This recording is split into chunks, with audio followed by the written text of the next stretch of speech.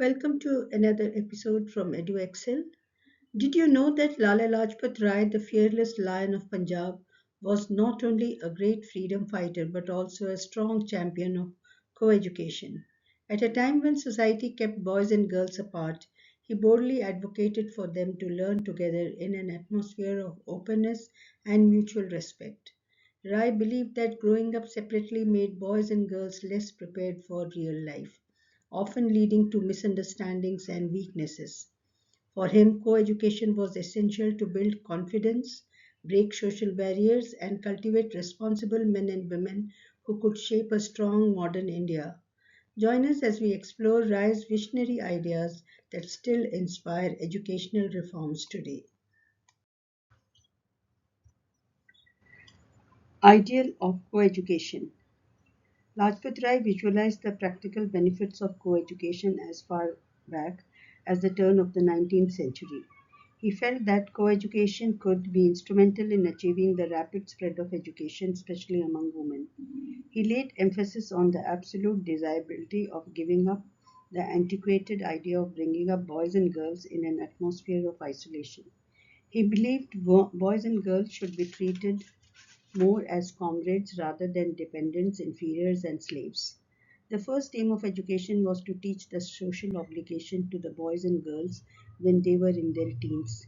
To segregate them at such a time was to deprive them of the highest and the best opportunity of their lives. The old idea of keeping aloof was given abandoned by the best of the educational thinkers as it failed to develop social outlook in the growing generation. Even sound thinking, he stressed, to be useful for practical purposes of life must be based on a full knowledge of the different phases of social life. Since all life was social, a realization should be very much there that the best social thinkers of the world had been those who were brought up in full blaze of social conditions of their times. In his view, boys and girls brought up in taboos and parda made very poor men and women. He approved the American system where boys and girls studied in the same schools and colleges from the kindergarten onwards. He found that mixing tended to refine the manners of the boys and added to the dignity of the girls, thus inculcating habits of self control in both. Instead of keeping the sexes away, he emphasized the need to bring them together, to let ideas of morality and decency to undergo change, and boys and girls grow in an atmosphere of frankness, freedom, and mutual confidence, away from suspicion and distrust. Advocating such ideas, he knew he was treading on delicate ground, for prejudice and sentiment accumulated by centuries of restricted life were all against it. The thing would come by degrees, but come it must, and come it would, be hoped. The system of educating boys and girls in isolation was pernicious and antiquated. It was not in keeping with the needs of the present day society. Moreover, it militated against the psychology of the boys and the girls. Accepting that needs of men and women differed in significant respects, he considered it highly detrimental if the education of the girls was mainly meant to instill in them the ideals of motherhood.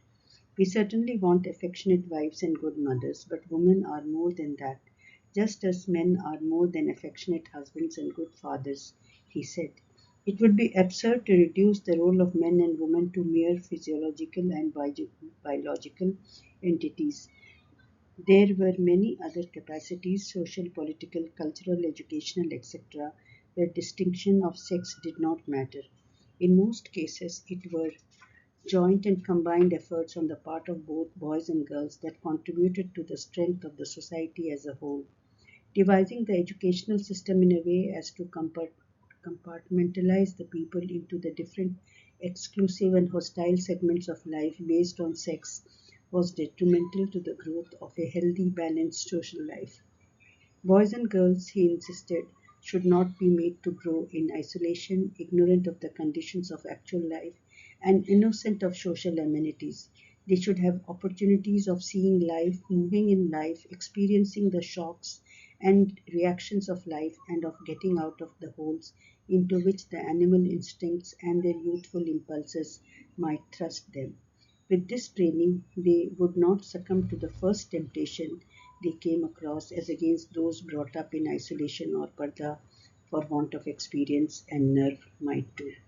Since all life was social, natural sociability between boys and girls should not be suppressed. For a healthy social system to develop, he reiterated, it was necessary that they should avail of occasions for seeing and understanding each other from close quarters.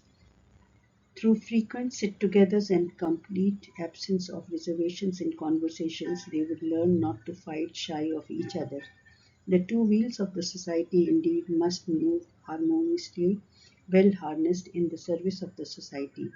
There were no antagonistic and conflicting interests subsisting between the two, and they both contributed their share for the enrichment of humanity. Therefore, harnessing of both the sexes on such an educational level, he was convinced, could enable them to cast off their sense of separateness and aloofness, instill in them a sense of camaraderie and togetherness. This would lift them from the slough of despondency and decadence, evolve into a higher order of progress and fulfillment. It would help bind the boys and girls into the sense of partnership and comradeship, which developed only in an atmosphere.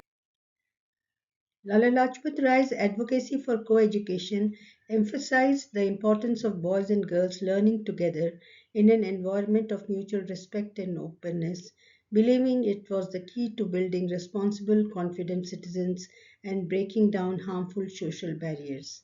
He saw coeducation as essential to developing both character and equality within society, preparing young men and women for the realities of life and progress. The National Education Policy NEP 2020 echoes Rai's vision by promoting inclusive and equitable education, emphasizing gender equality and holistic development of all children. NEP 2020 encourages co-education and aims to create learning environments that foster collaboration, critical thinking, and mutual respect.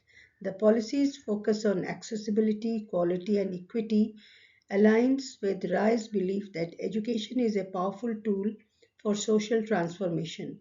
In essence, Lala Lajpat Rai's early 20th century ideals on co-education resonate strongly with NEP 2020's goals, linking historical reform with modern efforts to create a just and progressive education system for India's future. Thank you for being with us.